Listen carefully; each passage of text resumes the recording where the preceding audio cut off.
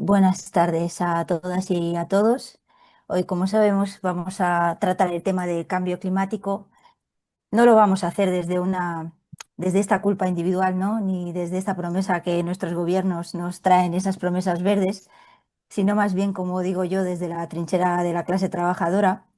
Sabemos que la crisis climática no es algo accidental y es el precio que tenemos que pagar por un sistema que necesita siempre crecer, siempre exprimir, siempre quemar no todos nuestros recursos.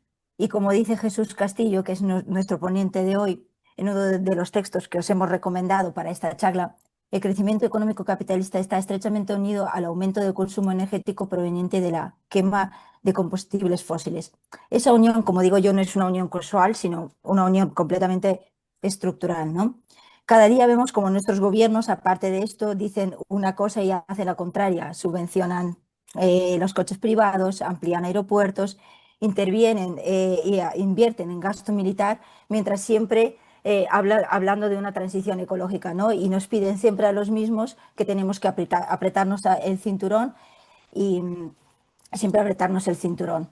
Hay una manera diferente, ¿no? Y posible de dar respuesta al cambio climático. Creo que lo vamos a tratar hoy.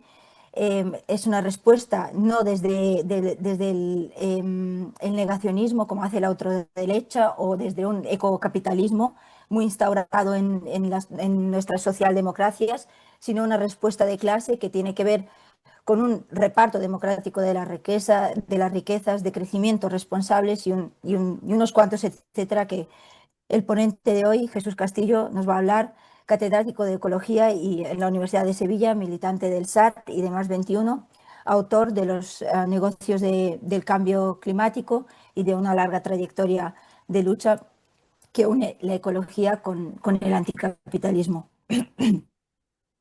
Dicho esto, voy a dar dos breves pinceladas sobre cómo es la estructura de la charla. Primero hablará Jesús durante unos 25 minutos, media hora, y después abrimos el turno de preguntas y reflexiones. Pedimos pues, preguntas de unos 3, 5 minutos como máximo para que podamos hablar todos y por mi parte nada más. Gracias Jesús y puedes empezar. Pues muy buenas tardes a todos y a todas y gracias compañera por la introducción. Eh, voy a... La, la sesión se titula Gente trabajadora frente a la crisis climática. La crisis climática posiblemente es la problemática más importante que integra la crisis ecológica global en la que estamos, que no es más que una situación complicada en la gestión de nuestra relación con nuestro entorno a nivel planetario. Entonces, más que hablar solo de crisis climática, prefiero hablar de crisis ecológica global, ¿no? Y dentro de ella el cambio climático.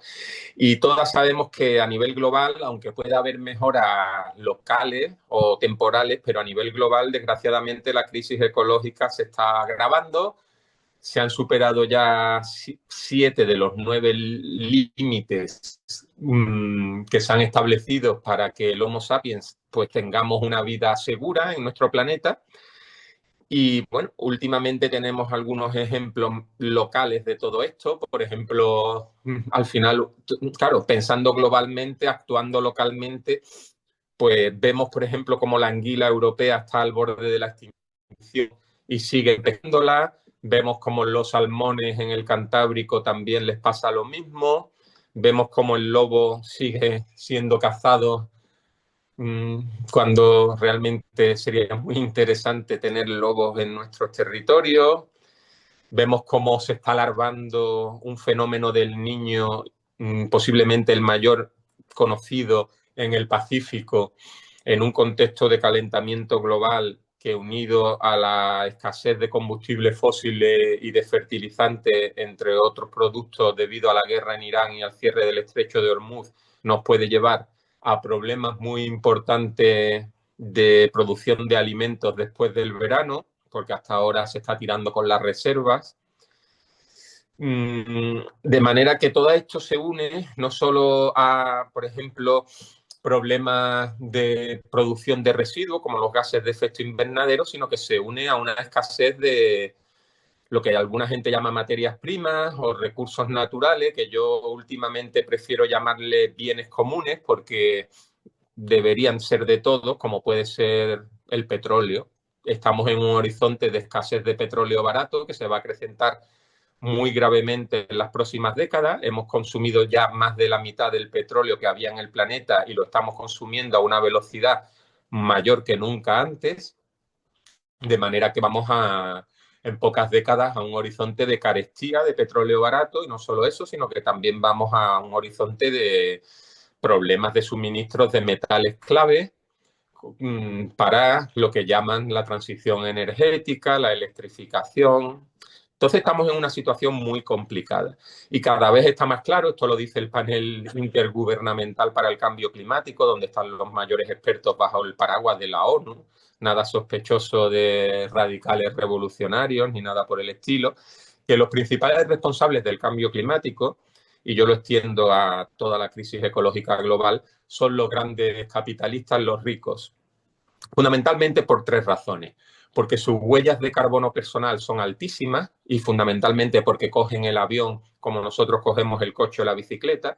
Y en este sentido os animo a ver el primer estudio de la contaminación de los jets privados en España, que salió hace 2 semanas, como por ejemplo Sergio Ramos, el futbolista este, coge el jet privado como eso, como nosotros cogemos el coche, y en cualquier momento está en Madrid, en Lisboa, en el norte de Europa, tal, se va moviendo.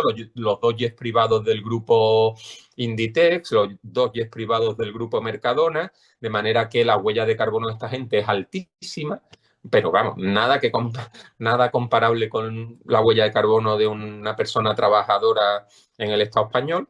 Y además, aparte, esta gente tiene mucho dinero y la invierten en sectores que contaminan mucho, que emiten muchos gases de efecto invernadero y que impactan en general mucho. Y además, algunos de estos son famosos, y al ser famosos y no ser buenos modelos de comportamiento, pues un problema, porque mucha gente quiere ser como ellos. Estas dos cosas yo creo que las tenemos muy claras. La crisis ecológica global se va acrecentando, los principales responsables son los grandes capitalistas, los ricos. Y se va acrecentando tanto que creo que cada vez la adaptación a esta crisis ecológica global es más importante. A ver, con esto no quiero decir que la mitigación, la lucha contra las causas de la crisis no sean importantes, sin duda que lo son. Es decir, cada grado de calentamiento global cuenta. Cada grado van a ser, desgraciadamente, posiblemente, consecuencias devastadoras. Y cada especie extinguida, en el marco de la sexta extinción global en la que estamos, provocada también por el ser humano, bueno, y por el capitalismo que crece continuamente de manera acelerada en un planeta con unos límites biofísicos definidos que no crecen. Entonces, cada especie perdida, cada décima de grado, por supuesto que es importante, pero en un contexto en el que cada vez la crisis ecológica global es más grave, la adaptación, es decir, cómo hacemos para responder a ella y que nos afecte menos, gana importancia. Y sobre todo, claro, gana importancia porque somos conscientes de nuestra ecodependencia. Es decir, nuestra vida, nuestra salud, nuestro comportamiento, nuestro carácter depende de nuestro entorno. Y aquí creo que hay una cuestión clave, no solo la ecodependencia, esto nos lo enseñan los ecofeminismos, sino la interdependencia. Es decir, no solo dependemos de nuestro entorno, sino que dependemos de las relaciones que establecemos con otros Homo sapiens a nuestro alrededor. Estas dos cuestiones volveré a ellas después porque me parecen especialmente importantes para cómo respondemos a lo que está pasando. La ecodependencia y la interdependencia. Y claro, cuando somos conscientes de nuestra ecodependencia, lo somos desde una perspectiva de clase social. Es decir, esto está muy estudiado científicamente, existen unos determinantes sociales y ambientales de la salud, de manera que la crisis ecológica global no afecta por igual a las diferentes clases sociales. Hay una vulnerabilidad social muy diferenciada frente a las problemáticas ambientales. Por ejemplo, esto está muy estudiado con el tabaquismo, y que la gente trabajadora fuma más que la gente más rica, de mayor renta, ¿Y por qué? Pues porque no llegan a fin de mes, están estresados, sufren violencia machista y no se pueden ir de casa, las mujeres trabajadoras, etcétera, etcétera. De manera que el tabaquismo, muy relacionado con nuestra salud, está más extendido, pero no solo esto. La contaminación atmosférica en la ciudad también afecta más a barrios de clase trabajadora, que a la gente con más renta, que vive a lo mejor en urbanizaciones en la periferia.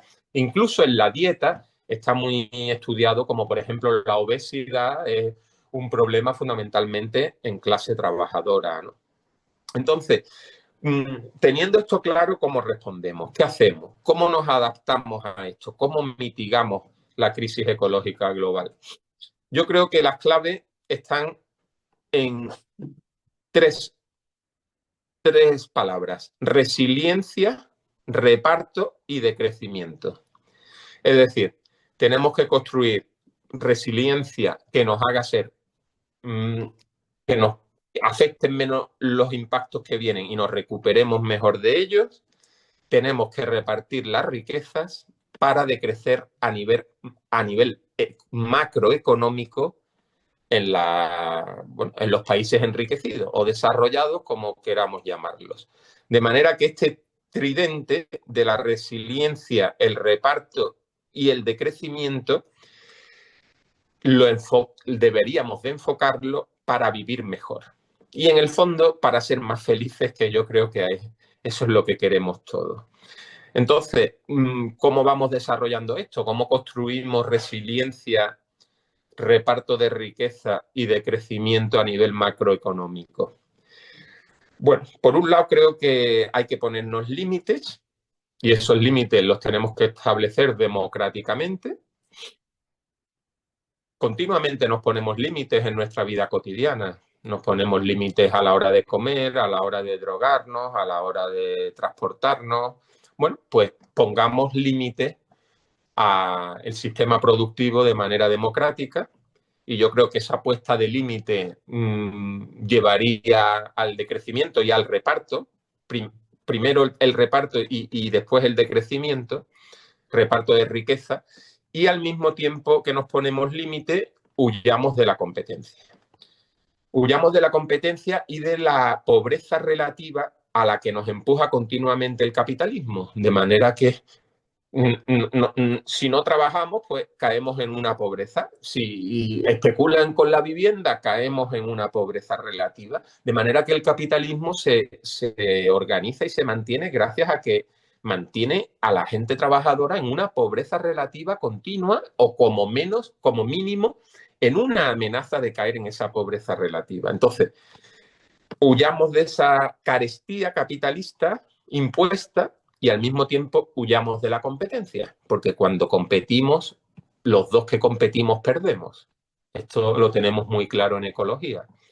Uno gana respecto al otro, pero los dos pierden en relación a la situación de ausencia de competencia. De manera que si tú me ganas a mí relativamente, bueno, has puesto recursos en ganarme que no han ido a otras cosas, como puede ser el crecimiento o la reproducción, cuando hablamos de especies silvestres a nivel evolutivo, pero también esto lo podemos establecer a nivel social. Entonces, huyamos de la competencia y vayamos a la colaboración. En este sentido, os recomiendo encarecidamente la lectura del Apoyo Mutuo de Kropotkin, un líder anarquista que analiza cómo domina la cooperación intraespecífica en la mayoría de las especies y analiza la historia y también demuestra cómo en el ser humano domina la colaboración y se evita la competencia. De manera que, al final, ¿cómo construimos esta resiliencia, este reparto y este decrecimiento? Apoyados, nuestra herramienta, planteo que sean redes de apoyo mutuo. Estas redes de apoyo mutuo, que no es nada nuevo, ¿no? Se van construyendo y se van construyendo. Ahora después comentaré cómo se van construyendo, pero se van construyendo continuamente. Entonces, tenemos una buena genética para la colaboración intraespecífica y ahí está la interdependencia que comentaba antes. A nivel general, la competencia en la naturaleza se evita, de manera que está mucho menos presente que otras relaciones entre especies, como puede ser el mutualismo o el comensalismo.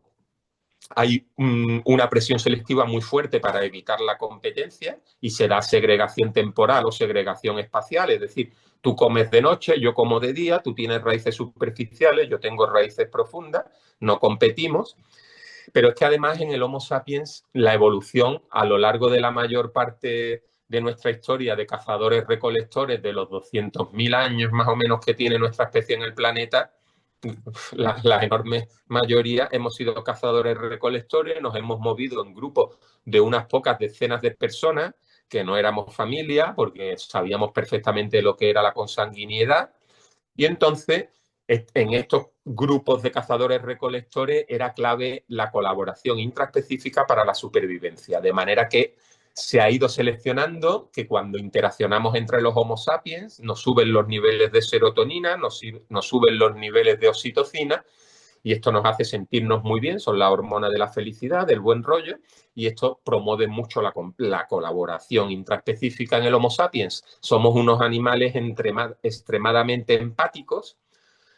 Os recomiendo el libro Dignos de ser humanos, donde explica todo esto desde diferentes disciplinas científicas, de manera que esa interdependencia en el ser humano llega al extremo y somos posiblemente la única especie que, por ejemplo, se ruboriza, porque le importa muchísimo lo que piensan los demás. Esos demás pueden ser pocos o pueden ser muchos, pero al final todo ser humano tiene unos demás alrededor que le importan mucho. Al mismo tiempo que tenemos esta buena genética, creo que es muy importante no perder saberes tradicionales que nos van a ser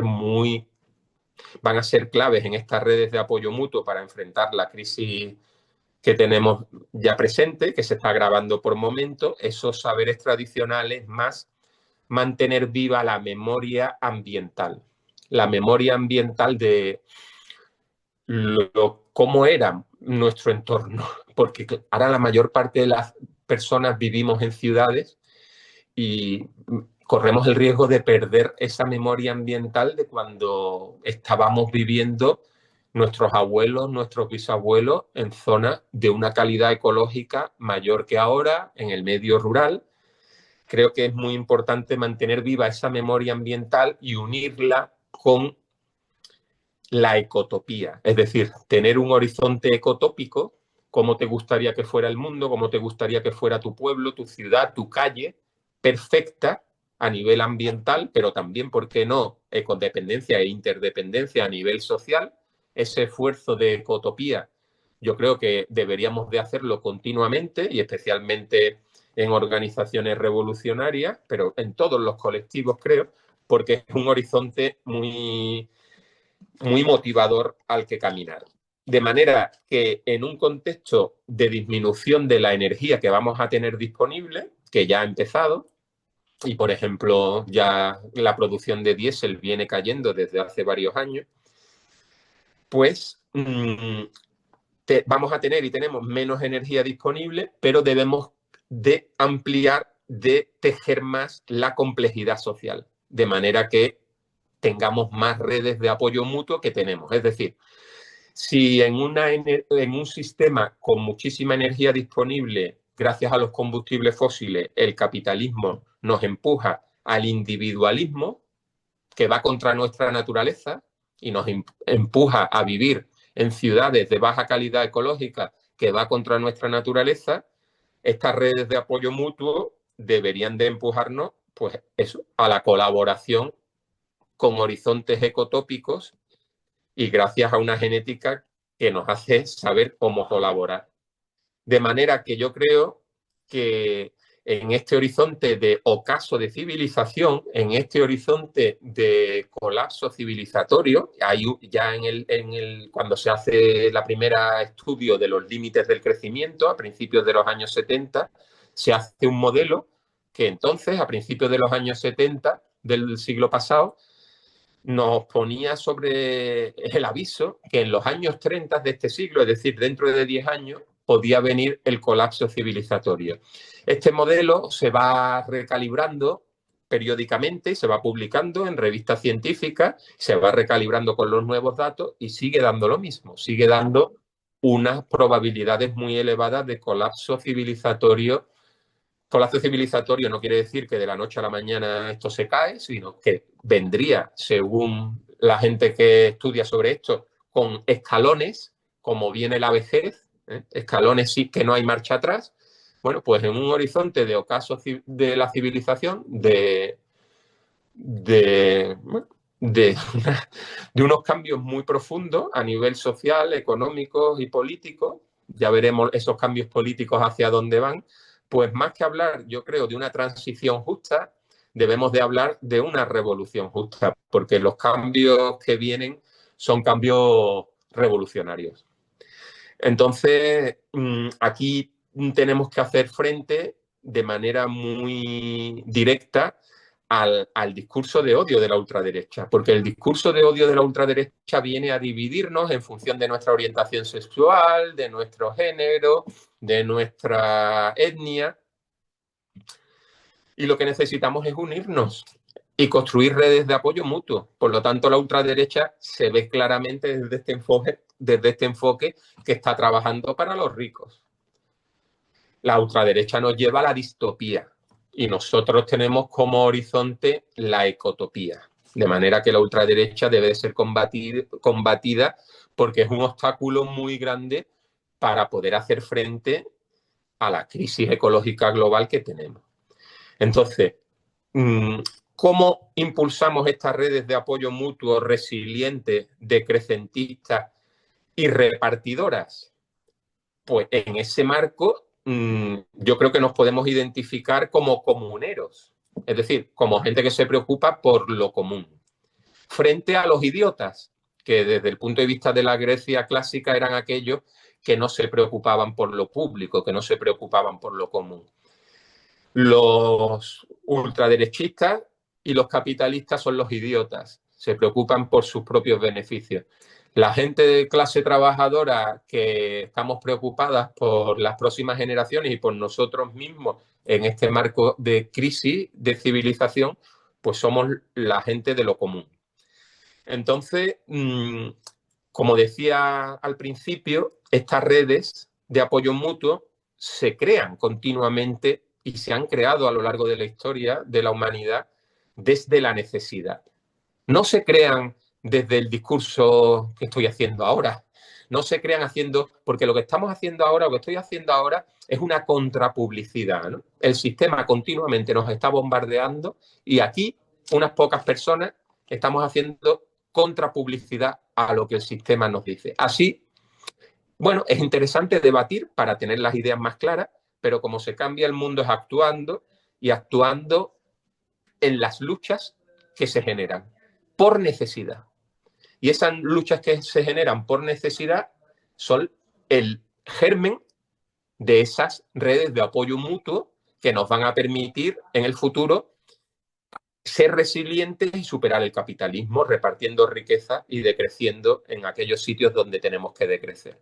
De manera que, ¿dónde están esas luchas que son redes, que se van constituyendo en redes? Pues esas luchas están en los centros de trabajo, por ejemplo, están en el territorio, en gente que está defendiendo el territorio. Aquí, por ejemplo, en Sevilla tenemos la red Ecometrópoli, que agrupa muchos de estos colectivos que defienden el territorio.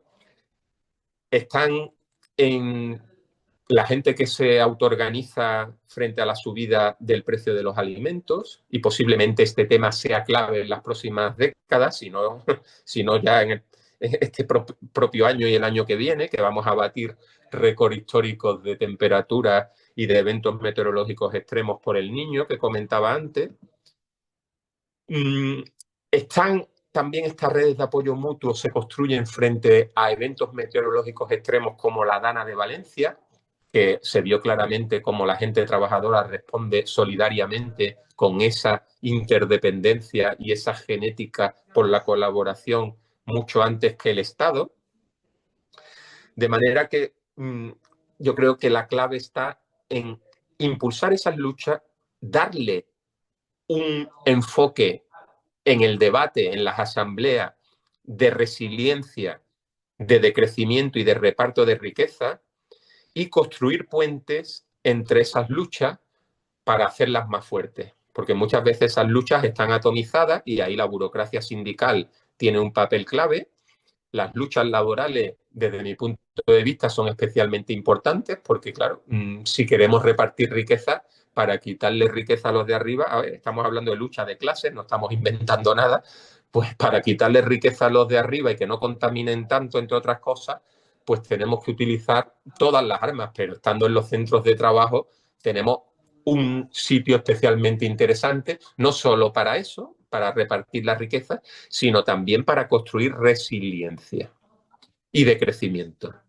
Los centros de trabajo son especialmente interesantes, pero esas luchas laborales conectadas con las luchas de defensa del territorio, con las luchas que surgen frente a eventos meteorológicos extremos y otros problemas que van a ser se van a agravar mucho en las próximas décadas, de manera que va a haber oportunidades para hacer todo esto. De manera que debemos, creo, de ir debatiendo en la acción. La praxis, la teoría junto a la práctica. No tiene sentido que estuviéramos hoy debatiendo aquí y que después, pues, cada una estuviéramos en nuestra casa sin intervenir en espacios donde ya se están construyendo estas luchas y estas redes. De manera que, por ejemplo, esta mañana hemos tenido un encuentro del Foro Más Allá del Crecimiento que se está impulsando a nivel estatal.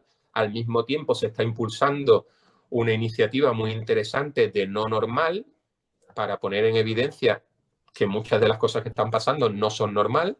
Todas estas iniciativas tienen una perspectiva, en el fondo, anticapitalista y tienen la orientación de construir red. Entonces, aquí confluimos gente de diferentes tendencias políticas. Cada vez más está claro que el ecocapitalismo a nivel científico está muy claro, no funciona, y cada vez más el decrecentismo va ganando campo tanto en los movimientos sociales como en la comunidad científica. Y entonces, con esto acabo. Creo que en las próximas, incluso en el próximo año, pero en los próximos lustros vamos a tener grandes oportunidades para impulsar todo esto. Creo que tenemos cada vez más mejores análisis que van continuamente cambiando porque las circunstancias van cambiando. Tenemos que parar a la ultraderecha que nos divide y tenemos que construir estas redes de apoyo mutuo que vayan construyendo una sociedad, y no digo un Estado, una sociedad paralela al Estado capitalista, para que cuando el Estado no responda, o incluso cuando el Estado en parte colapse, pues podamos ser resilientes y estar lo suficientemente organizadas, al menos en unas semillas que puedan en ese momento germinar con fuerza y reemplazar al Estado capitalista. Muchas gracias. Muchas gracias, Jesús.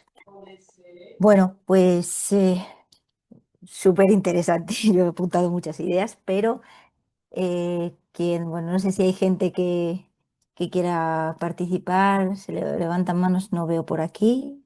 Si hay gente que quiera decir algo, alguna reflexión. Desde luego, como resumen, no hay salida verde dentro del capitalismo, eso está claro. Antonio. Hola, buenas tardes, Jesús. Muchas gracias por esta charla que has apuntado y por el montón de ideas que has puesto sobre la mesa para reflexionar. Y yo, al hilo de lo que tú has dicho, que ahora lo que hay que buscar son formas de llevar un poco esto a la práctica, quería que me comentaras qué piensas sobre un aspecto concreto. ¿Piensas que una manera de ir hacia el decrecimiento, que además llevaría a, bueno, a todo, a menor competitividad, competencia, a menor consumo, sería ir transitando desde lo global a redes más locales, me refiero, un autoabastecimiento más local de alimentos, de energía, que el modelo que ahora mismo nos están imponiendo, que es el de todo global, todo deslocalizado, nos dicen qué necesidades tenemos, nos dicen cuánto tenemos que consumir de cada cosa.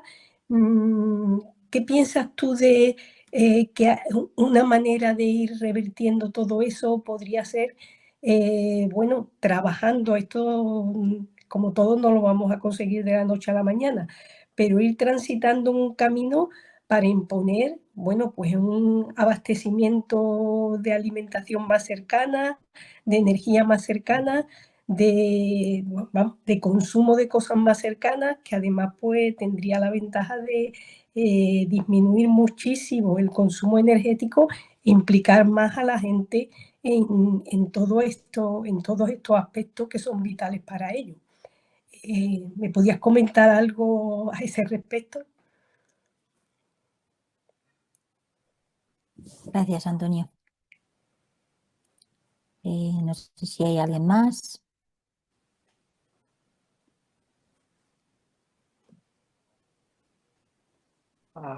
Sí, bueno, me Julio. gustó mucho lo que Ah, escuché de... hola, ¿me escuchas? ¿Me sí, escuchas? sí, perdona, no es que he visto a Julio, pero pasa tú primero y luego doy la palabra a Julio. Em, am, pues que me gustó mucho esta visión de la necesidad de insistir en la importancia de redes comunitarios, en dado también que coincide más con la nuestra naturaleza humana, am, y de nuestros raíces prehistóricos. Quería saber cómo, bueno, un contexto en que yo escucho mucho ah,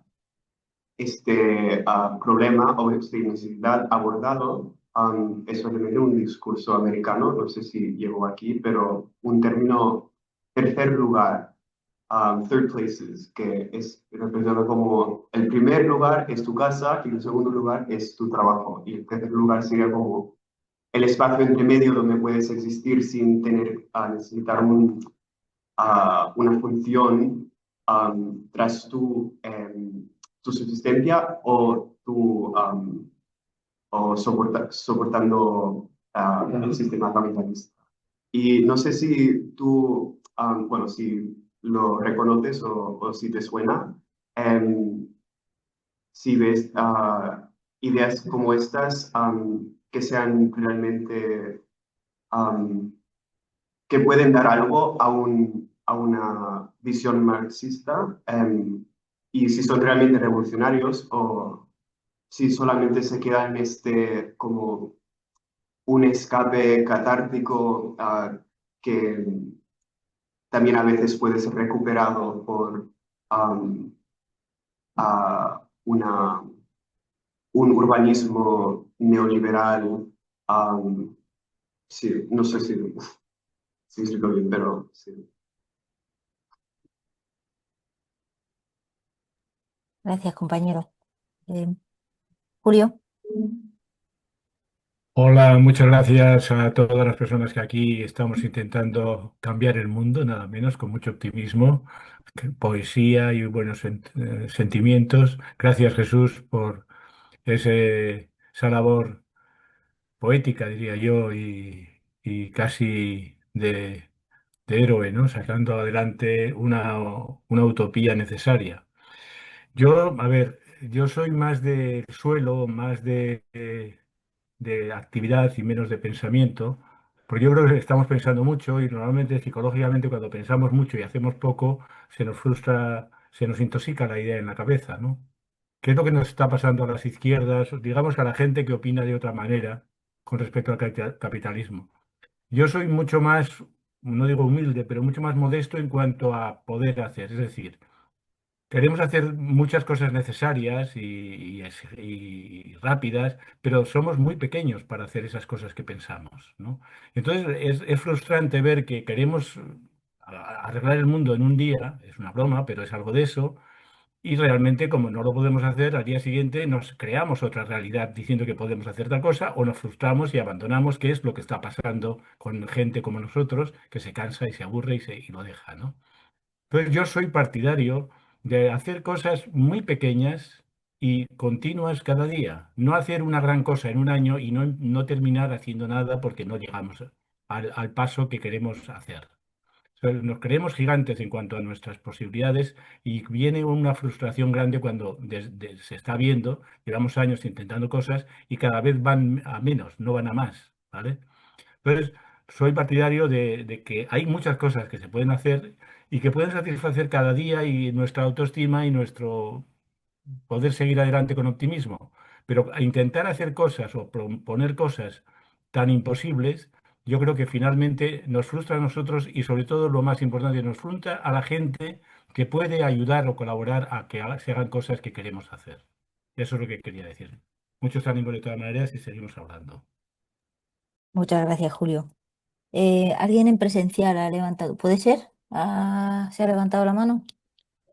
David, pues Sí, adelante. primero, como he dicho, la gente impresionante, como siempre, la ponencia de Jesús. Siempre un placer escucharlo.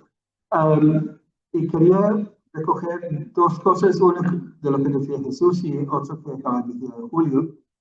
Jesús también comentaba la necesidad de iniciativas anticapitalistas, pero esto plantea la cuestión, pues, ¿qué queremos decir con el anticapitalismo?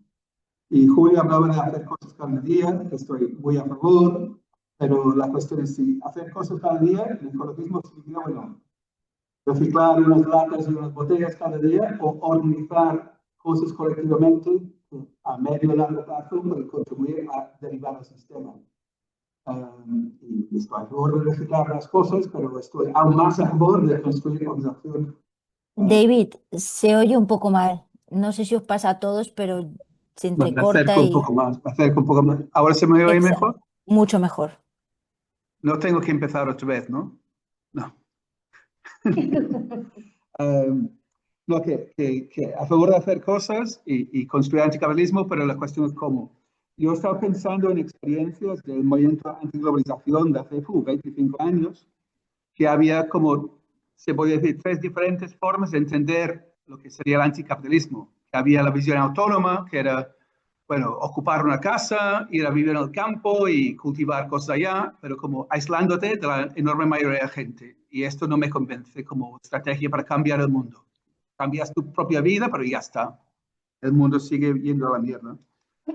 Otra opción era la idea de llegar a las instituciones, y esto se vio más después del 15M y se convirtió en Podemos y ha acabado como ha acabado. Y la otra visión que nosotros hemos defendido, es en la línea más de lo que decía Jesús, es de construir movimientos realmente con base de clase, que no es cuatro tíos con camisetas diciendo yo soy working class, sino la gente real de nuestros barrios, la gente diversa que vivimos de nuestro trabajo. Entonces, esto puede tomar muchas formas, como decía Jesús, y una forma donde yo he estado estos años, y comenté en la previa a la charla de Unidad contra Fascismo y Racismo, que es un movimiento bastante amplio, no se siente fuerte, pero amplio. Entonces, es un espacio no dedicado a la cuestión del ecologismo, pero sí que es un espacio donde se junta gente muy diversa para trabajar colectivamente en el interés común. Y se ve que es un espacio donde podemos aprender colectivamente y son experiencias así que creo que es donde se crea la solidaridad que necesitaremos ante una crisis climática, crisis de guerra. Es el espíritu este que también vimos cuando el COVID, o sea, los cacerolazos, las redes de apoyo mutuo en los barrios, o tontería, en nuestro bloque de piso se cortó la luz durante 24 horas. Y por una vez, al final, por fin, tuvimos a toda la gente en el bloque, en el chat de WhatsApp, compartiendo ideas y cómo está y no sé qué, no sé cuántos. Entonces, es esto que es la vía, digamos, de organización colectiva, pero esto, insisto, como decía al principio, no es una visión unánime sobre cómo entendemos el anticapitalismo, porque hay sectores que lo entienden como vas a vivir en el campo o que montas una candidatura o la idea de organización colectiva. Entonces, precisamente para poder hacer esta idea de impulsar la organización colectiva, fomentar la solidaridad desde abajo, es por eso que existe un grupo pequeño como el nuestro, porque esta es nuestra visión de cambio social, que no es una cosa que vendrá muy poco a poco y al final vivimos en sociedad socialista. Habrá rupturas y revoluciones, pero para que haya revolución de verdad y no simplemente cuatro tíos tomando el poder en nombre del resto, hace falta esta organización. Entonces, en estas luchas habrá necesidad de plantear ideas como las que estamos planteando aquí. Y por eso la idea de un grupo de juntarnos, compartir ideas y fortalecer estas ideas, esta idea de socialismo desde abajo. Gracias, David.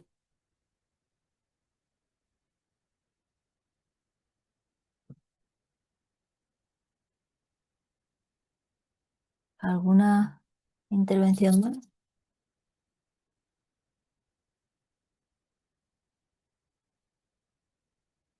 Ah, creo que me piden paso, sí, venga, en presencia. Bueno, yo lo primero recalcar también lo interesante que ha estado la charla de Jesús.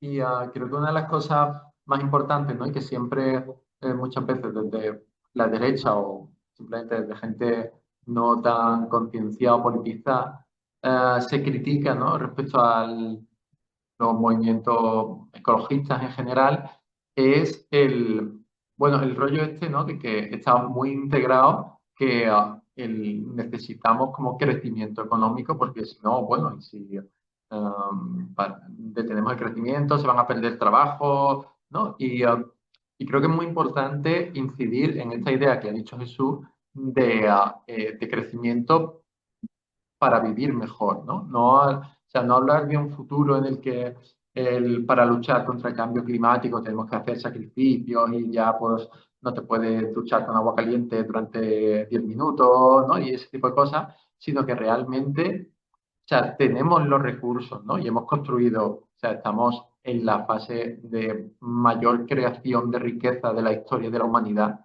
y realmente, o sea, de un punto de vista, ¿no? Como muy utópico, la vida podría ser muchísimo más fácil para toda la clase trabajadora consumiendo menos, porque realmente ¿no? Como digamos, todo ese exceso, ¿no? de producción y de consumo a donde se va es a los bolsillos de la clase dirigente y no sé, y un ejemplo, por ejemplo, lo tenemos ahora con la guerra de Irán, que en un mes y medio se han fundido miles de millones de dólares, se han emitido miles de toneladas de dióxido de carbono, o sea, es un exceso de la clase dirigente que nos podríamos haber ahorrado y con eso, o sea, se podrían haber financiado desde, bueno, hablando de Estados Unidos, ¿no? Se podría haber financiado una sanidad pública durante más de un año para toda la población. O sea, hay realmente que combatir este discurso de es que si no contaminamos, ¿no? O si no seguimos produciendo como hasta ahora y contaminando, vamos a vivir peor porque no va a haber comida, no sé qué. El problema no son las necesidades de la gente, que las podemos tener cubiertas de sobra y con una calidad de vida muy alta, sino el exceso bueno, de lujos que tienen una minoría a costa de explotarnos a nosotros y al medio ambiente. Entonces yo creo que esto es una de las cosas que tenemos que dejar siempre muy claro, ¿no? Que estamos luchando contra el cambio climático, estamos luchando por el decrecimiento, estamos luchando contra el capitalismo para vivir mejor, no para vivir, no para volver ¿no? a una vida humilde en la casa del campo quemando leña y sin electricidad, ¿no? Eh, que bueno, que mucha gente no lo tiene tan interiorizado, pero tenemos muchísimo que ganar en calidad de vida mientras el sistema decrece. Muchas gracias. Juan. Hola, buenas. Yo hablo desde Andalucía, que aquí, por lo que se ve, por el cambio climático, vamos a ser una de las regiones que peor va a encajar el caos climático que a partir de 2030 se va a producir. Y por eso mismo yo creo que la extrema derecha está pujando tan fuerte en Andalucía. Aquí tenemos los campos de invernadero de Almería y los campos de fresas, donde trabajan una cantidad ingente de migrantes, que la mayoría están sin papeles, para que los señores, los típicos señoritos que antes explotaban a los nativos, ¿eh? Pues explotan a los inmigrantes. Y todo esto va para que nativos y inmigrantes de clase trabajadora no nos unamos frente a las consecuencias del cambio climático generados por los capitalistas, ¿eh? Por eso es importante luchar contra la extrema derecha, porque la extrema derecha es el frente que tienen los capitalistas para que no luchemos contra las consecuencias que han generado ellos mismos. Después también tenemos en Andalucía Occidental un peligro que son las minas de Nercoya, una nueva locura del capitalismo que eh, necesita generar nuevas minas para producir nuevas armas con las que hace guerra. Entonces, la locura esta de las minas de Nercoya pretende reabrir una mina que ya destrozó el medio ambiente de Doñana, y ahora quiere, para no contaminar Doñana, pretende contaminar Guadalquivir, ¿eh? Bueno, pues esta lucha, eh, además de ser por el medio ambiente, también es por la clase trabajadora. Porque si se reabre la mina en las condiciones que quiere Gran Capital, será un desastre medioambiental. Entonces, eh, por eso la lucha por el medio ambiente también es la lucha contra la extrema derecha y contra el capital. Eso quiere decir. Muchas gracias, Juan Antonio. ¿Alguien más? ¿Alguna reflexión? Bueno, se han puesto sobre la mesa muchas preguntas. Jesús, no sé si quieres, podemos hacer, si no hay nadie más que quiera intervenir, hacemos una pequeña Vale, fase si de queréis. respuestas y después podemos abrir otra vez un poco el debate, como Bueno, tú veas, ¿eh? sí, sí. Lo primero, mandar ahí un abrazo al compañero Algarrada, que lo veo ahí en la cama, que tan importante está siendo su labor y está ahora contra los vertidos mineros al Guadalquivir y está ahora recién operado. Así que, José Antonio, un abrazo. A ver, yo creo que, por supuesto, como decía Antonia, ¿no? Pensar globalmente, actuar localmente, lo local me parece muy importante y lo queramos o no, el decrecimiento viene, de manera que la economía va a estar más localizada. Actualmente se desperdician el 30% de los alimentos que se producen, fundamentalmente en el campo y fundamentalmente antes de llegarnos a casa, pero también en nuestras casas. Entonces, frente a eso, hay, por ejemplo, estudios en Sevilla que apuntan a que poniendo en cultivo con las técnicas de permacultura el 3,5% de la provincia de Sevilla, se podría alimentar a los 2 millones de habitantes de la provincia de Sevilla. Bueno, y claro, en una economía mucho más localizada, en una economía que es lo que viene, cuando en un contexto de agotamiento del petróleo barato, eso es lo que viene. Entonces, en este contexto, ese tercer lugar, esos espacios, digamos, autónomos, Yo creo que no son la estrategia acertada porque el capitalismo está convirtiendo al planeta en un territorio de sacrificio. No, o sea, dentro de ese planeta hay territorios de sacrificio, pero en general, como está chocando contra los límites biofísicos del planeta, el sistema socioeconómico, el propio planeta se está transformando en un territorio de sacrificio, ¿no? Y entonces aparecen los rollos de vamos a colonizar otros planetas, ¿no? Entonces, claro, yo creo que en este contexto no tenemos que evitar los conflictos yendo a espacios donde supuestamente no hay conflicto. Todo lo contrario, tenemos que estar donde hay conflicto, porque ahí es donde está la mayor parte de la gente que está organizándose y está luchando. Entonces, si queremos transformar esto, tenemos que estar en las luchas. No podemos aislarnos de ellas. Tenemos que estar allí donde se está sacrificando el territorio y se está sacrificando los cuerpos de la gente. Entonces, aquí todas las que estamos metidas en luchas pequeñas y muy importantes las pequeñas victorias que nos animan. Pero aquí estamos todas en lucha. Aquí no estamos debatiendo en el abstracto. Aquí, por ejemplo, estamos muchas que estamos luchando contra los vertidos mineros al Guadalquivir de diferentes maneras.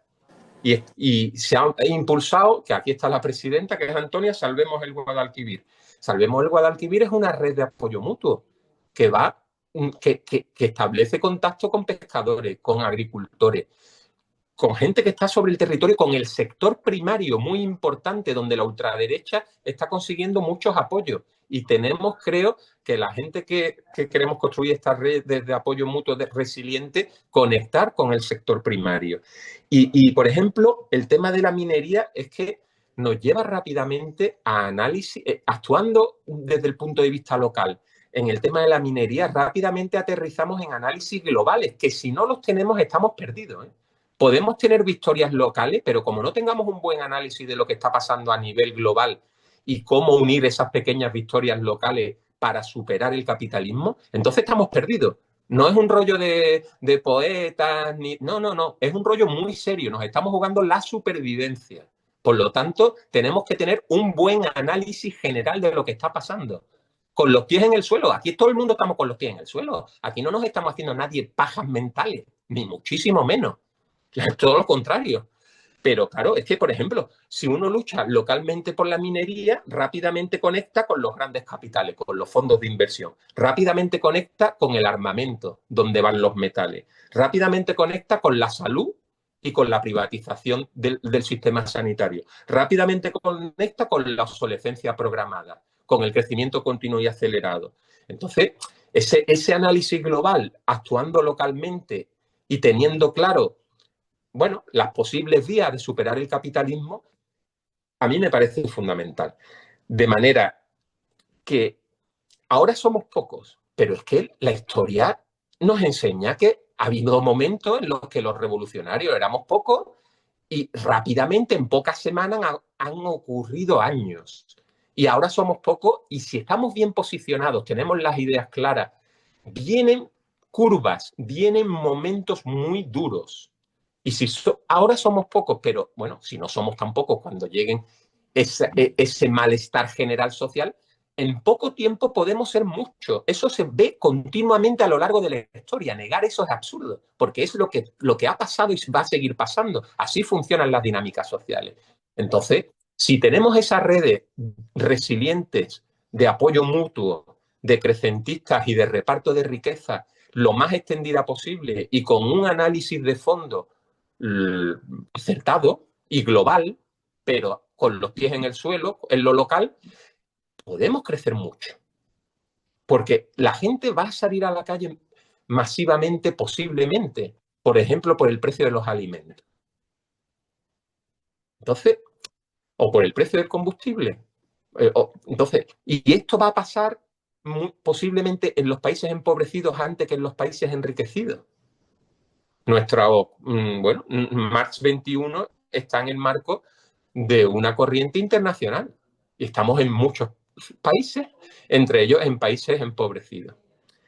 Entonces, creo que si no tenemos la responsabilidad, la gente que tenemos esta sensibilidad y estamos en las luchas locales, si no hacemos esto nosotros, lo van a hacer otros. Y esos otros van a ser la ultraderecha. Y lo que van a llevarnos es a una distopía ambiental y social. Entonces, bueno, ¿por qué no? Si ya que estamos en las luchas, no analizamos a nivel global y tenemos un debate continuo sobre cómo superar el sistema. Gracias. Muchas gracias, Jesús.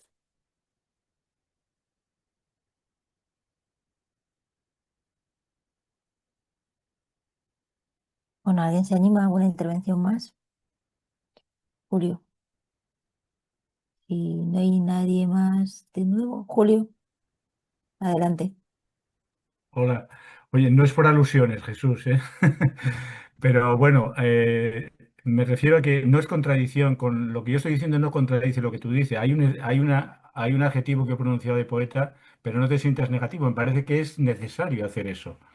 A ver, yo creo que es compatible lo que tú dices con que hagamos espacios vitales pequeños a nuestra capacidad de hacer ahora, ¿vale? Para dar un paso positivo.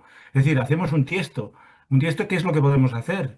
Luego haremos un bosque cuando seamos muchas personas haciéndolo. Pero creo que hay que hacer algo cada día satisfactorio para que nos sintamos positivos, porque si no nos quedamos intoxicados con nuestra propia frustración. ¿Vale? Y luego hago una cosa que no quiero que abrir más el melón, pero si en la República la quinta columna fue determinante para derrotarla y en la transición los partidos a la izquierda del Partido Comunista fueron determinantes para menguar el Partido Comunista, no me extrañaría nada que haya mucha quinta columna actualmente dividiéndonos bastante en el tema. Y es importante eso para darnos cuenta de que sobre el terreno, en realidades reales, no virtuales, somos capaces de controlar la situación. Si aspiramos a que a nivel universal la gente nos diga cosas y nos diga, puede haber más confusión.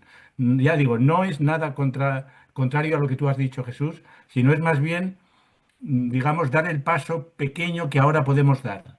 Y a partir de ahí vayamos creando más colectiva global y más objetivos globales, que yo creo que efectivamente el diseño lo tenemos que hacer global, pero el paso lo tenemos que dar muy local. Y yo creo que Jesús lo aclara un poco por si alguien puede pensar que son dos maneras distintas de verlo. Gracias. Gracias, Antonio. Espera. Bueno, no solamente apuntar este aspecto de la protección del territorio, porque esto es lo contrario de lo que nos quieren imponer, por ejemplo, en el caso de la mina, pero en tantos otros, que para una transición ecológica global, pues tiene que haber territorios de sacrificio, tiene que haber zonas que se destruyan para el bien del conjunto, que al final no es el bien del conjunto, porque al final otra vez son recursos y riquezas que van para unos pocos. Pero yo quiero hacer énfasis en este aspecto, que no puede haber una transición ecológica global si se destruyen los territorios locales. Entonces, que esta idea de territorio de sacrificio hay que desterrarla por completo. Es lo que nos están queriendo imponer con la reapertura de las minas, que para que haya metales para una transición ecológica, pues tenemos que sacrificar el territorio, el río Guadalquivir, decenas de miles de empleos en aras de una utopía global de mejora para todos. Pero yo creo que tenemos que pelear porque el modelo es el contrario, que a base de cuidar territorios particulares, eso es lo que va a construir un mundo mejor globalmente. Entonces, me parece que sí que intentamos hacer cada uno, poner nuestro granito de arena. Yo, como ha dicho Jesús, estoy muy implicada, entre otras cosas, en esta cuestión de evitar la degradación del Guadalquivir. Entonces, es lo que no es solo una construcción ideológica, es lo que podemos hacer, que estamos intentando hacer en ese sentido. Entonces, bueno, quería remarcar eso, que el decrecimiento debe estar muy ligado a el cuidado del territorio y el explotar los recursos en el territorio de manera sostenible. Yo creo que ahí tenemos un reto muy importante y muy difícil con la ultraderecha, porque, por ejemplo, supongo que en todos sitios, pero aquí en Andalucía, como se ha dicho ya anteriormente, uno de los campos en lo que la ultraderecha está penetrando y está ganando muchísimos votos y adeptos es en el campo, porque está vendiendo el discurso populista de que la ecología y el cuidado del territorio es malo para los agricultores, que esto lo que hace es disminuir los beneficios que pueden obtener. Entonces nosotros creo que tenemos ahí un campo muy difícil en el que tenemos que revertir esta noción y hacer ver que realmente el cuidado del territorio no solamente va a perjudicarle, sino que va a ser beneficioso en el medio plazo, no solamente en el largo, sino en el medio plazo, para las actividades económicas. Entonces, creo que tenemos, vamos, un ejemplo que están poniendo en las negociaciones que hay ahora de Vox con el PP en Andalucía, uno de los requisitos que por lo visto le pone Vox al PP es que legalice todos los pozos ilegales de Doñana. Entonces, claro, eso es un populismo brutal, porque al final es que no va a haber agua para nadie. Entonces, yo creo que tenemos que conseguir, un objetivo es conseguir revertir este discurso negacionista, pero no solamente vendiendo una teoría, sino vendiendo que el mantenimiento está ligado a el cuidado del territorio. Me callo ya que habla mucho. No, muchas gracias, Antonio. Yo solamente un apunte breve, muy breve, antes de darle el paso a David, que está esperando. Justamente lo que estáis hablando de los cuidados del territorio me recuerda, bueno, me recuerda y creo que es importantísimo, es también tener, digamos, ligar en estas luchas ecologistas al feminismo, que sabemos muy bien de lo que es el cuidado, sobre todo el cómo el capitalismo ha convertido las ciudades en escaparates capitalistas y tenemos que poner también, tenemos que poner en estas luchas es recuperar nuestras ciudades, digamos, crear territorios que cuidan a las personas, rehabilitar lo que ya existe o simplemente, digamos, volver a la ciudad esa función de sustente la vida, porque esto, por ejemplo, nosotros que somos de Madrid, ahora mismo vamos, ahora mismo llevan décadas destruyendo, pero ahora ya con los gobiernos de Ayuso es una cosa bastante esperpéntica. Y ya, David, puedes hablar.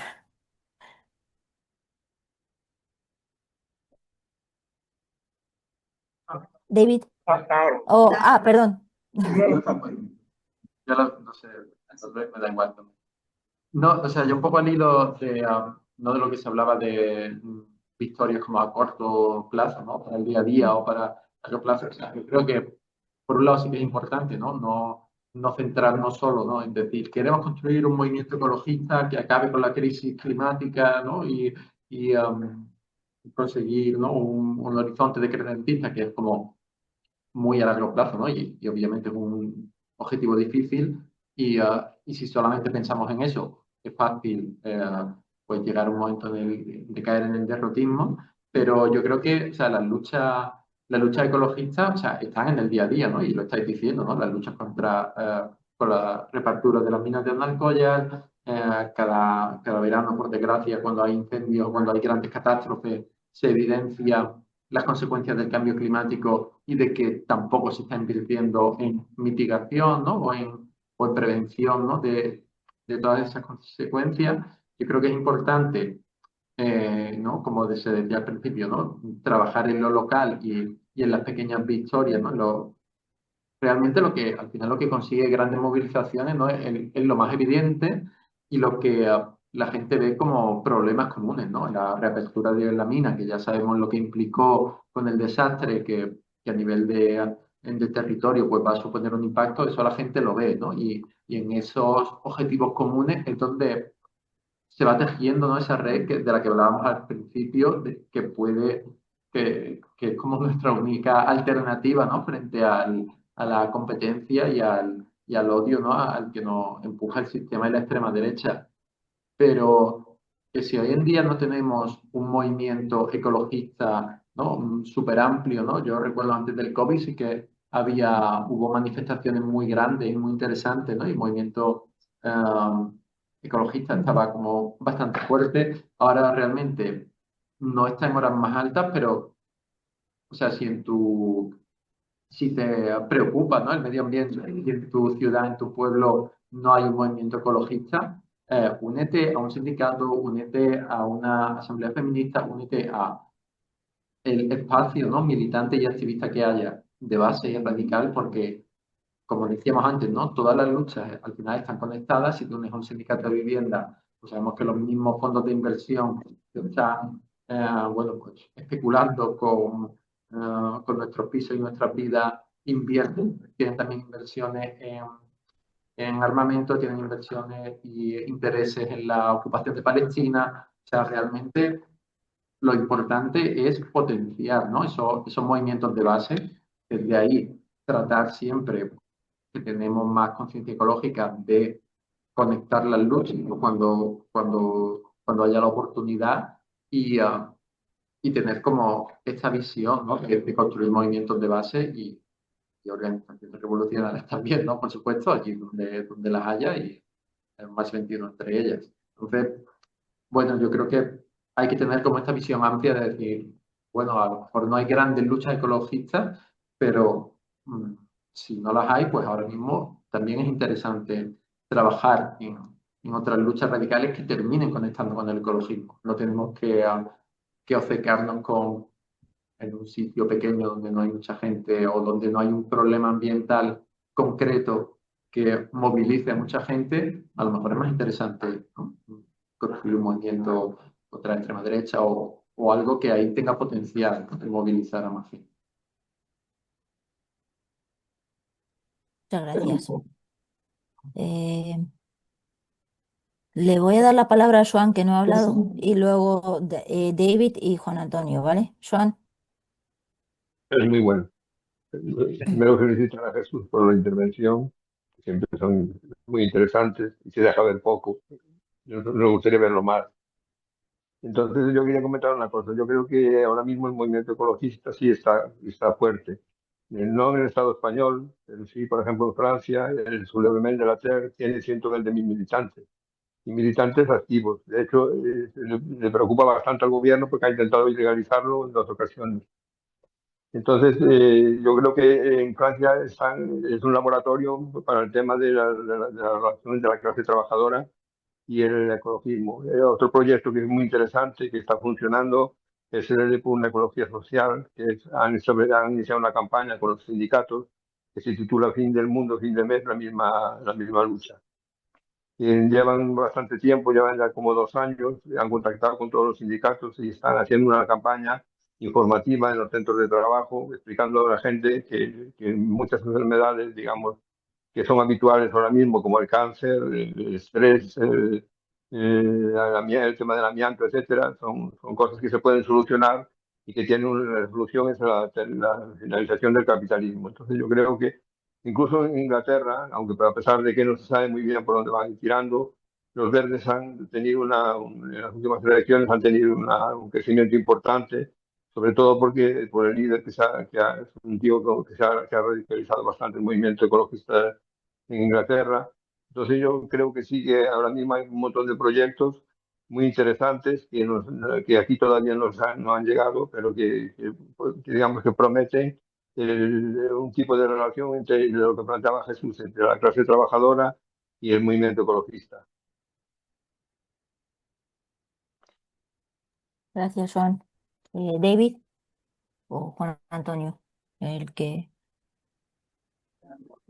Si no pongo esto, no se os escucha. Paco. Quien Paco. quiera, me da igual. Vale. Venga, Entonces, Paco.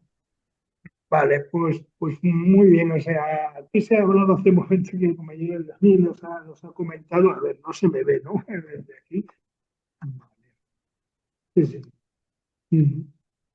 No, bueno, el tema es que se ha comentado de... no, aquí no lo vas a ver, no te empeñes, David, porque esta pantalla al orador que es de este ordenador no lo muestra. Entonces, vale, si no, vale, ahora sí. No, el tema que se ha comentado aquí es que había un movimiento ecologista muy fuerte antes de la pandemia. O sea, es decir, todos nos acordamos de Extinction por Rebellion, que sacaba montones de gente a la calle, había una movilización un poco.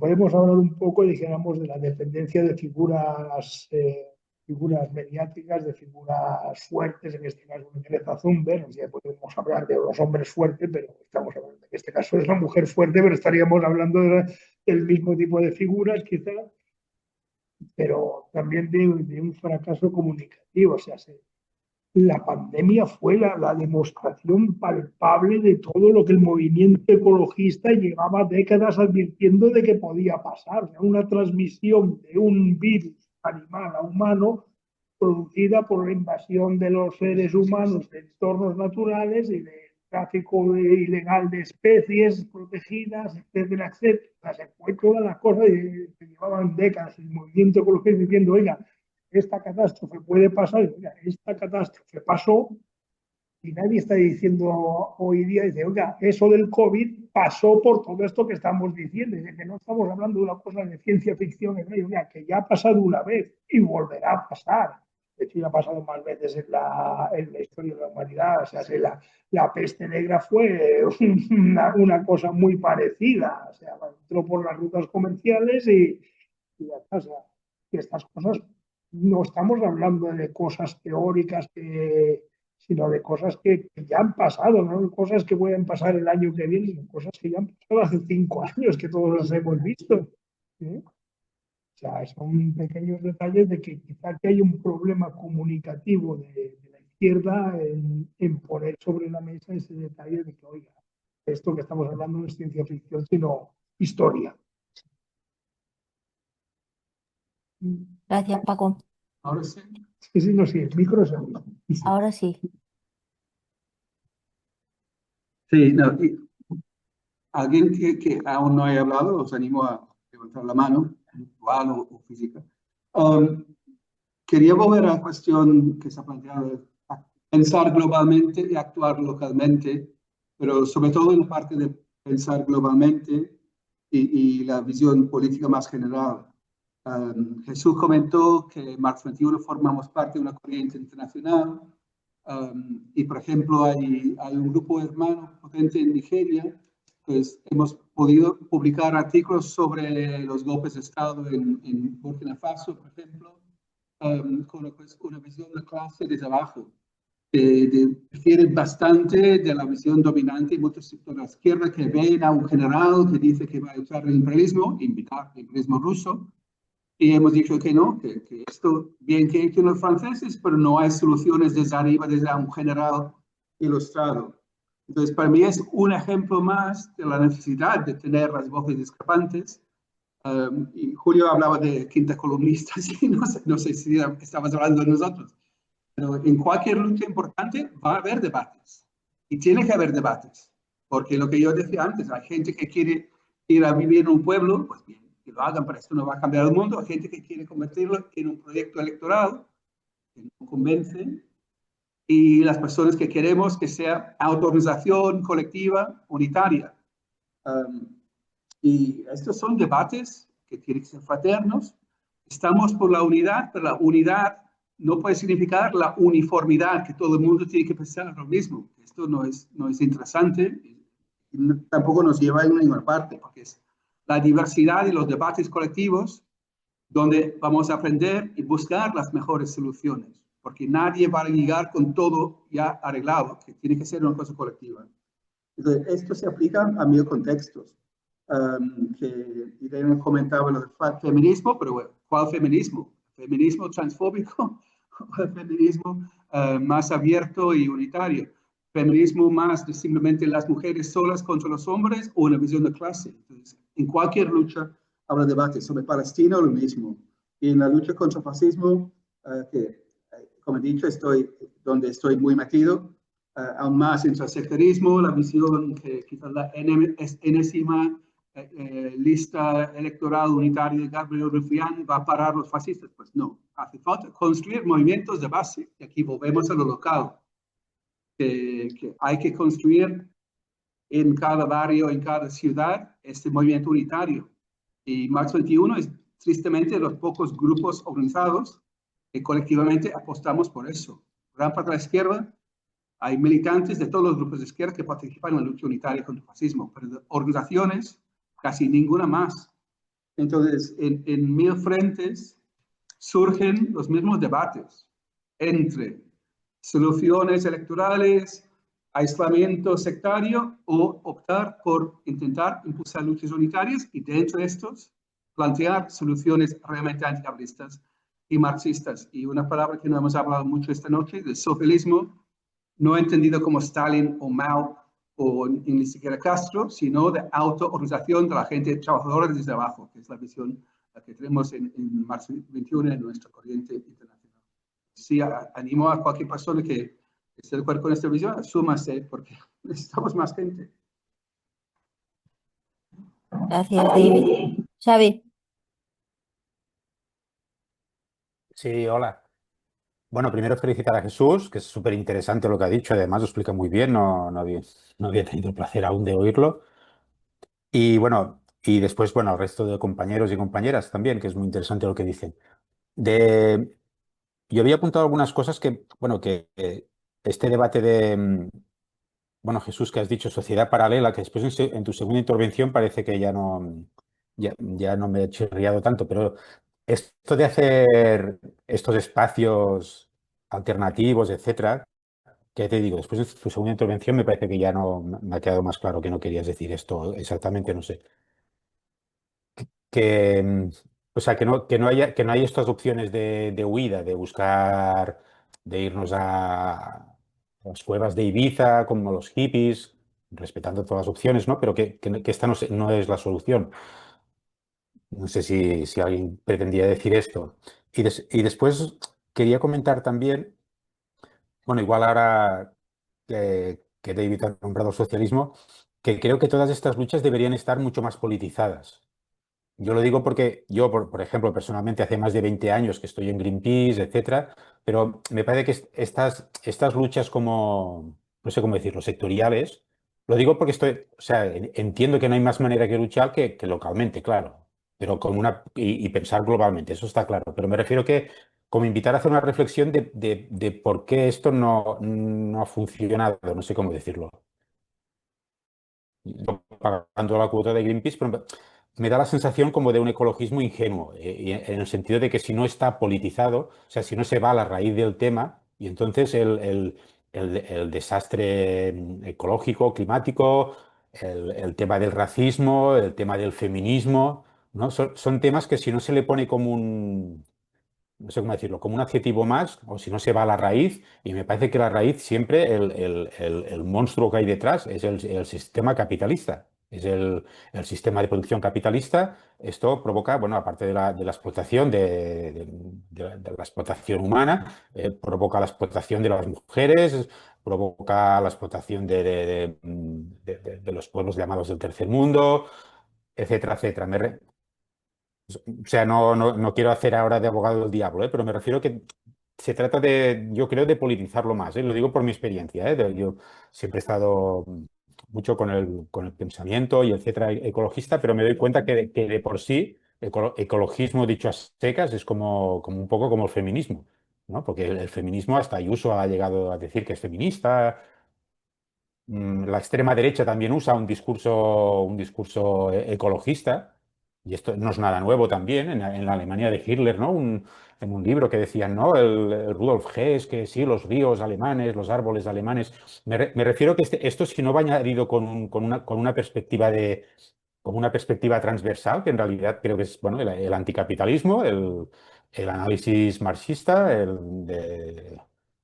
bueno, como ha didicho David, no se trata de hacer planes quinquenales al estilo soviético, pero o sea, que es como esto que decimos de la frase esta también de Walter Benjamin, de que ahora la revolución es poner el freno de mano, etcétera, pero que es como muy urgente ya, es como muy urgente. O sea, o ponemos el freno de mano ya, pero el tren está ya llegando no sé dónde, a un sitio malo, y nos vamos a estampar, no sé, igual mejor nos cargamos ya al tren y directamente. Me refiero que no, que es que, claro, ojalá fuese tan fácil, ¿no? Pero es que no.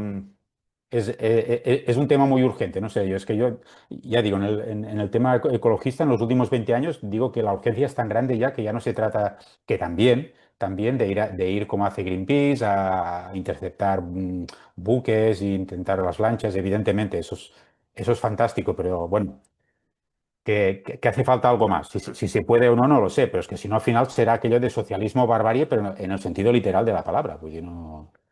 Bueno, en fin, eso. Gracias a todos. Gracias, Xavi. Juan Antonio. Bueno, pues yo quería decir lo que ha dicho Xavi también, de que cuidar el medio ambiente, además de luchar, porque, ¿verdad? Además de luchar, porque los osos polares no se extingan, es también poder tender la ropa en tu terraza, porque con el capitalismo, con la idea esta nueva de la gentrificación, nos está jodiendo, ya hablando mal, las ciudades. Entonces, por ejemplo, tender la ropa en la terraza significa no comprar una secadora, ¿eh? Porque a los turistas que vienen a tu ciudad no les gusta que los varios obreros se tiendan la ropa y lo vean los, los turistas. Por ejemplo, yo vivo en Cama no, y en mi barrio hay muchos descampados que cuando yo era chico la gente tendía la ropa y con el sol de Andalucía, y ahora te lo prohíben y te tienes que gastar dinero en una secadora y para contribuir al capitalismo. Después también, eh, ¿verdad? Eh, eh, ¿verdad? También estoy eh, con un grupo de ecologistas en Cama que estamos intentando sembrar un bosque en el pueblo, pero nos enfrentamos con la burocracia del ayuntamiento que dice que es de izquierda. Y entonces, otra lucha que se puede estar en las calles es que los vecinos decidan cómo quieren que sea su pueblo.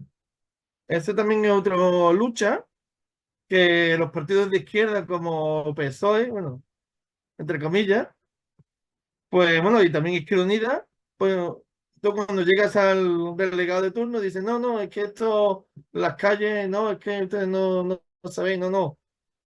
La clase obrera debe decidirlo todo de abajo. Y una de esas cosas es decidir cómo quiere que sea tu pueblo. Y esa lucha también es de izquierda, ¿eh? Porque la clase obrera debe de decidirlo todo. Y después, otra cosa que también es ecologista, exigir a los sindicatos de clase obrera, ¿eh? Que las empresas que construyen viviendas y eso respeten el medio ambiente. Porque lo que no puede ser es que los ecologistas se enfrenten a las empresas sin, sin, sin comunicarse con los trabajadores de las empresas. Debemos exigir a los sindicatos que tengan conciencia de, de ecología y que sean los mismos trabajadores de la empresa constructora las que digan, no, esto no lo vamos a hacer. Porque, por ejemplo, en Cama tenemos el ejemplo de que están haciendo un, sanciones de vecinos, se están cargando el pueblo porque ya sabemos que donde están los barrios estos, pues no hay ni comercio ni nada. No sé qué. Y entonces, estamos viendo cómo se están cargando los pocos árboles que han sembrado porque porque las empresas no respetan ningún código de ecología. Entonces, ahí deberían de estar los sindicatos de clase, asumir el mensaje verde y formar a los trabajadores. Y nada, bueno, y también exigir a todas las fuerzas políticas el mensaje verde, porque lo fuerte es que las minas de Nercoya está fomentada por su alcalde, que es de Izquierda Unida. Y todavía no hemos escuchado a Izquierda Unida decir nada en contra de la mina. Porque lo que no puede ser es que los pueblos mineros estén condenados a hacerlo por siempre. Porque el ecologismo es de izquierda, no puede haber un ecologista de derecha. El ecologismo ligado al capitalismo es imposible. Y después también decir que la lucha contra la extrema derecha es muy importante, porque porque los grandes capitalistas han levantado a la extrema derecha para frenar al, a los ecologistas. Entonces, eh, como yo soy de unidad contra el racismo y el fascismo, pues si en tu sitio no hay un núcleo antifascista, pues créalo y poneros en contacto con nosotros, porque la única forma de luchar contra... No, la única forma de luchar contra el ecologismo es luchar contra la extrema derecha. Ya está. Jesús, Jesús, perdón, Juan Antonio. Bueno, no sé si alguien más quiere aportar alguna reflexión. Si no, creo que podemos dar paso a Jesús para cerrar. No sé. Yo brevemente quería, Julio. perdón, no sé No, no, si, nada. Sí, sí, sí, sí, sí. a ver, lo más breve Adelante. posible. Creo que nos ayudaría un poco a establecer un denominador común en objetivos tácticos concretos para ir superando. Es decir, por ejemplo, la guerra, obviamente, es la guerra la que produce la explotación minera, lo que produce el daño a países precarios, etcétera, etcétera. Es decir, la inmigración viene porque hay una situación de guerra en los países que ha sido provocada por Occidente. Es decir, a ver de qué manera, no lo veo fácil, pero de qué manera se pueden ir buscando denominadores comunes para que gente que está por el tema palestino, que está por el tema de Sáhara, que está por el tema de la inmigración, que está por el tema de las minas, se una porque hay un enemigo común, hay un denominador común que se puede identificar para que esa gente que tiene distintas sensibilidades pueda actuar de forma común ante un enemigo común que es el mismo. Se habla de capitalismo, se habla de supremacismo, llámala como lo quieras llamar, pero es gente que está dispuesta a que como no cabemos todos, ellos te van a quitar de en medio, ¿no? Y eso yo creo que hay que intentarlo porque es la manera de sumar suficiente gente, suficiente masa crítica que pueda mover algo más que distintas sensibilidades separadas y desconectadas. Por ejemplo, reunión, una manifestación un día, de algo parecido al día siguiente por otra organización similar, etcétera, etcétera. Eso sería, ¿no? Esa sería la idea. Gracias. Muchas gracias, Julio. Pues Jesús, yo creo que te voy a dar paso para que cierres. Bueno, muy brevemente, muy interesante el debate. A ver, yo creo que en general el movimiento ecologista moderno que nace en los años 70 se ha equivocado históricamente. Se ha equivocado y muchas veces esa equivocación le ha llevado a estar en la trinchera opuesta a mucha gente trabajadora de sectores, por ejemplo, industriales contaminantes, ¿no? Con excepciones magníficas como las prohibiciones verdes, pero en general ese enfoque de un movimiento ecologista de clase media fundamentalmente, sin poca o ninguna perspectiva de clase, pues yo creo que se ha demostrado equivocado. Y conforme la crisis ecológica se agrava, yo creo que crecen las oportunidades para que las respuestas, las luchas, tengan un mayor potencial unitario y un mayor potencial de radicalización, porque los impactos ambientales cada vez, claro, como la situación es tan grave, cada vez tienen una repercusión más grande en las poblaciones humanas. Y insisto, por ejemplo, en el tema de la producción de alimentos. Entonces, creo que tenemos una situación y vamos a tener en el futuro una situación en la que va a ser mucho más fácil establecer esos puentes que decía Julio ahora, claves de unión entre las luchas. Por supuesto que la lucha contra la guerra es una de las claves porque no hay capitalismo sin guerra y nos conducen a una distopía de guerra global, ¿no? Entonces, o de tercera guerra mundial. Entonces, creo que hay oportunidades y acabo diciendo que siempre pensamos en que hay que tirar al capitalismo, ¿no? Que hay que hacer una revolución para superar el capitalismo. Cada vez más creo que estamos en un contexto en el que tenemos que ir pensando seriamente que, vale, hay que superar el capitalismo, hay que tirarlo, pero cada vez más hay que pensar en sobrevivir al proceso de colapso del capitalismo. Es decir, a lo mejor no lo tiramos nosotros, sino que el sistema colapsa y lo que tenemos que aprovechar, primero tenemos que sobrevivir a ese colapso, los miles de millones de personas trabajadoras que estamos en el planeta, y después tenemos que aprovechar ese proceso de colapso para construir un mundo mejor. Y esto es un cambio de paradigma. Esto ya no es tirar al capitalismo, sino en el proceso de hundimiento del sistema salir mucho mejores. Muchas gracias. Muchas gracias, Jesús. Bueno, y a todos los que habéis participado, creo que ha sido una charla muy interesante, con muchas ideas. Y nada, simplemente pues animar a todo el mundo que se una, que participe, que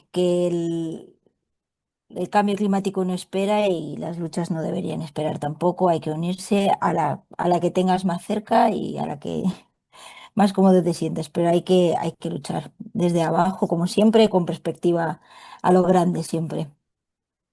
Y también decir que tenemos el boletín publicado, ¿verdad, David? En nuestra web, eso es. No dejes de descargarlo, comprarlo, verlo y leerlo porque hay artículos muy interesantes. Y por último, anunciar también que del 2 de julio al 5 de julio se celebra en Londres el Marxism, un espacio también muy enriquecedor, también para un poco pues para ponernos todos cuáles nuestras últimas luchas, las que hemos ganado, las que hemos perdido y también animarnos sobre todo a seguir por el camino.